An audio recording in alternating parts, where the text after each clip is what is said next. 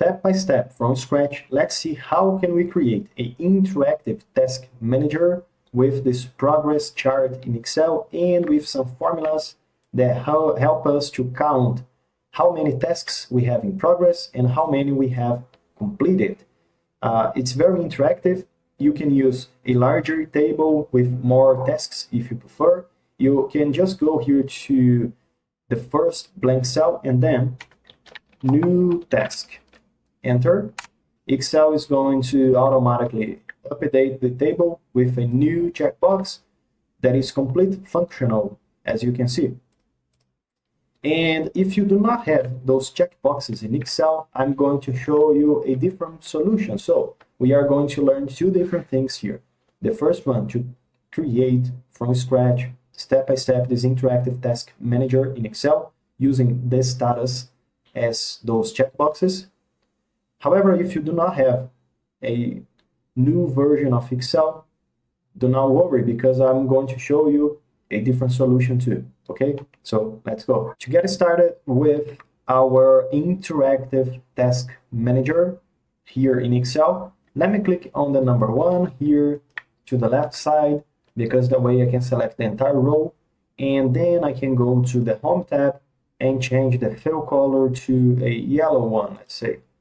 Now I can click on the first cell and then give it a name, such as Interactive Task Manager with Progress Tracker.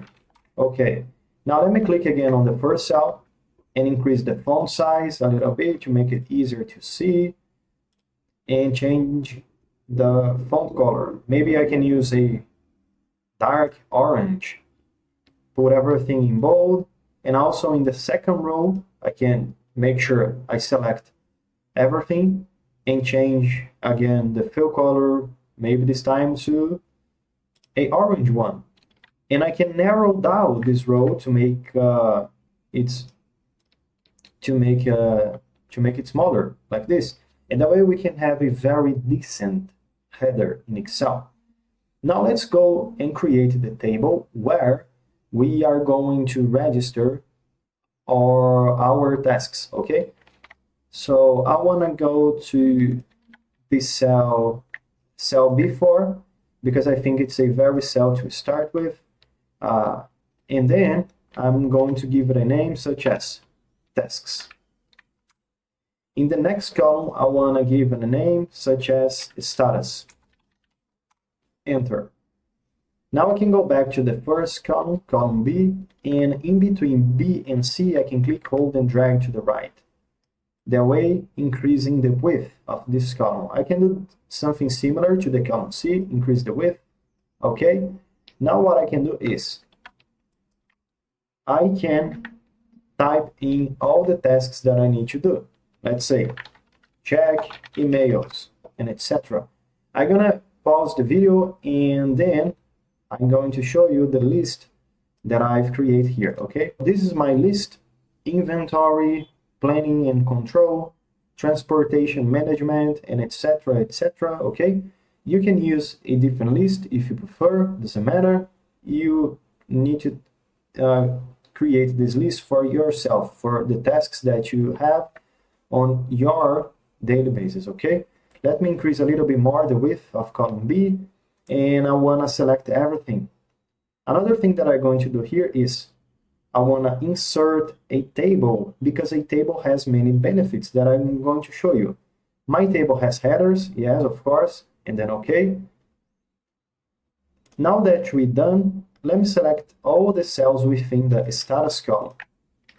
And then I can go to insert, and then if you are using Excel in the most recent version, let's say, you're going to have this tool that is the checkbox control. Let me click on checkbox, and I'm done. So those are the checkboxes that I can use to check, to mark or unmark if I complete a task, or if I can leave it blank if the task is in progress. However, if you don't have those checkboxes in Excel, don't worry, because I'm going to show you later, after this solution, how can you use a different method, right? But let's stick with first those checkboxes. And by the way, remember when I said a table in Excel has many benefits?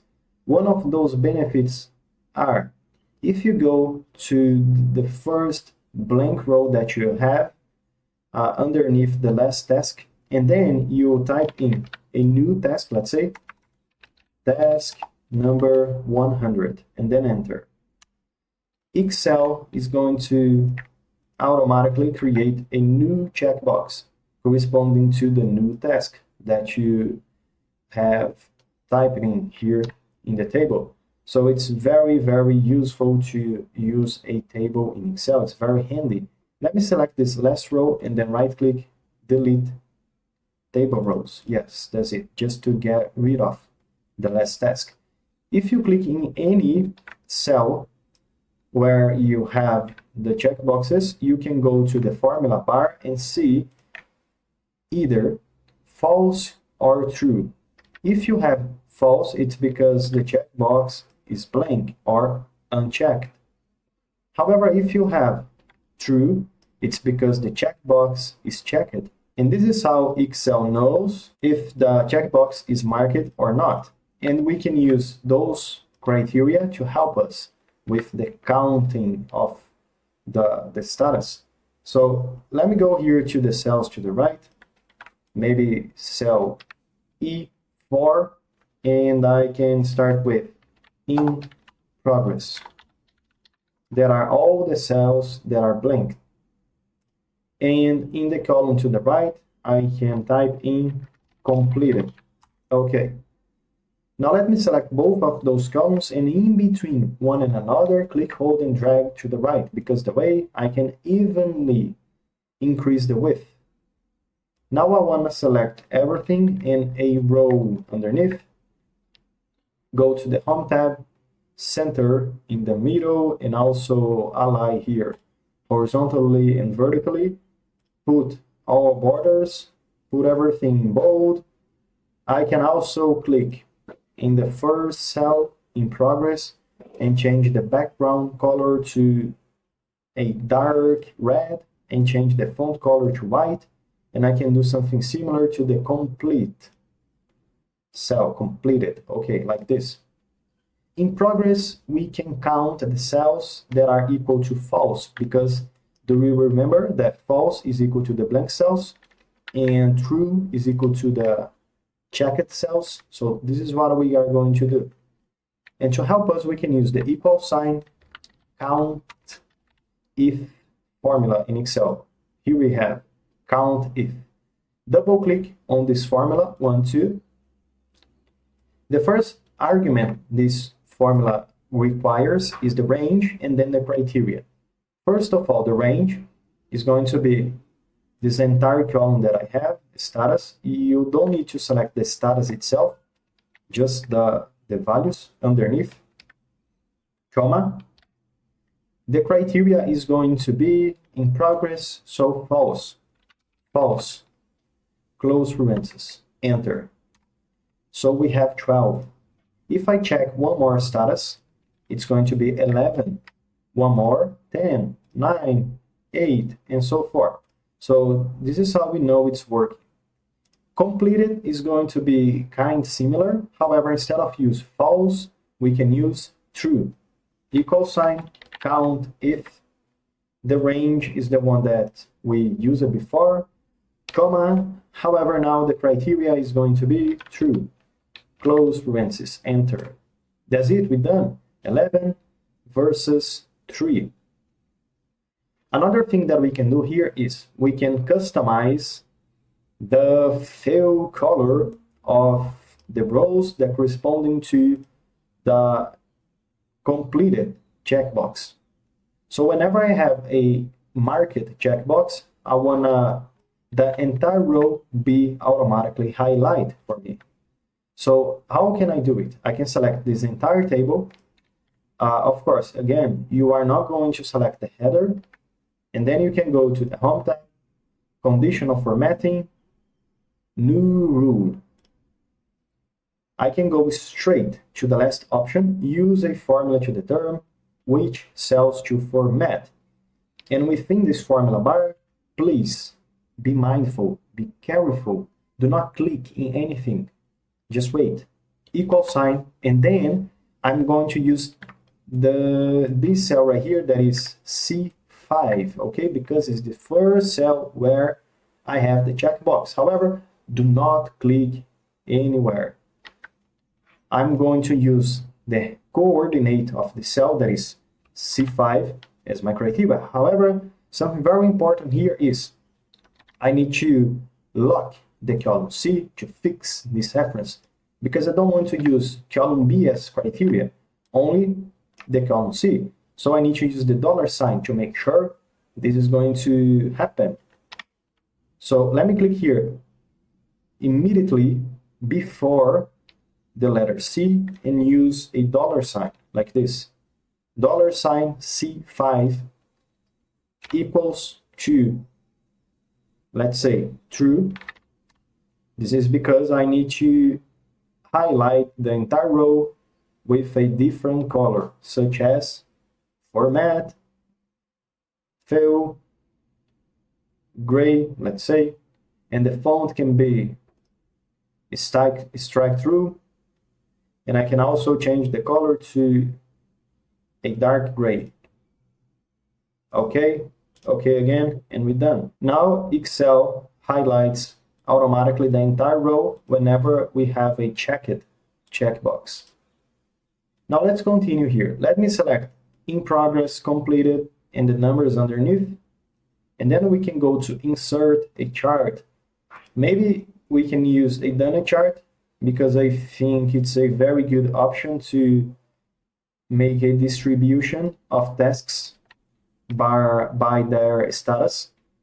Let me click on those little circles, click, hold, and drag in to make sure we can customize the size of the chart. I can click on the title and get rid of, delete, and I can go to chart design, and maybe we can take some options that are already done here. Maybe style 8. I think it's a very good one. As we can notice, the colors are not matching the colors that we use as the headers: in progress, completed. So what we can do is change the colors within the done chart.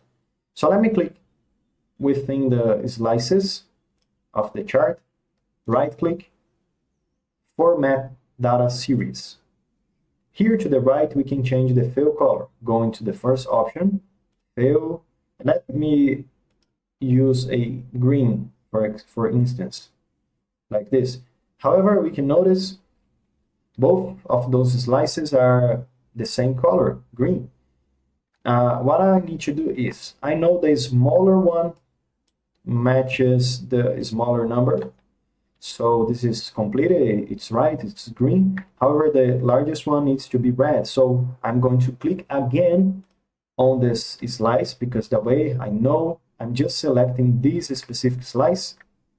And then I can go to the right again and change the fill color specifically to this portion of the chart. Now let me close here this panel, and we're done. That's it. This is how we can do a task manager with a progress chart in Excel, let's say, and with some formulas to count by the status.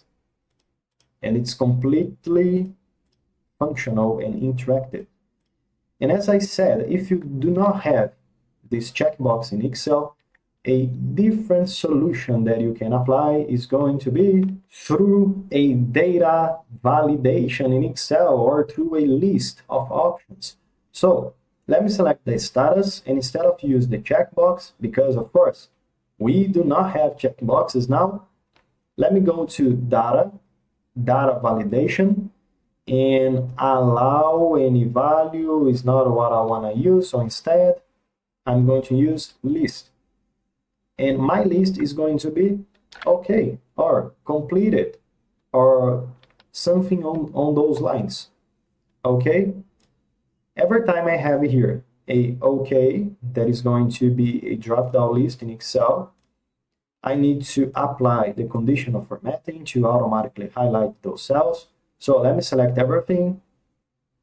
Home tab, conditional formatting, new rule, use a formula to determine which cells to format, and basically we are going to do the same thing as before. However, instead of use true as a criteria, we are going to use OK as our condition. So equal sign, $sign, C5 equals open quotations, OK, close quotations. It's very important to use quotations. I know that we didn't use quotations in the true status, but this is because true is kind of different. It's a different condition in Excel, okay? It's a Boolean condition.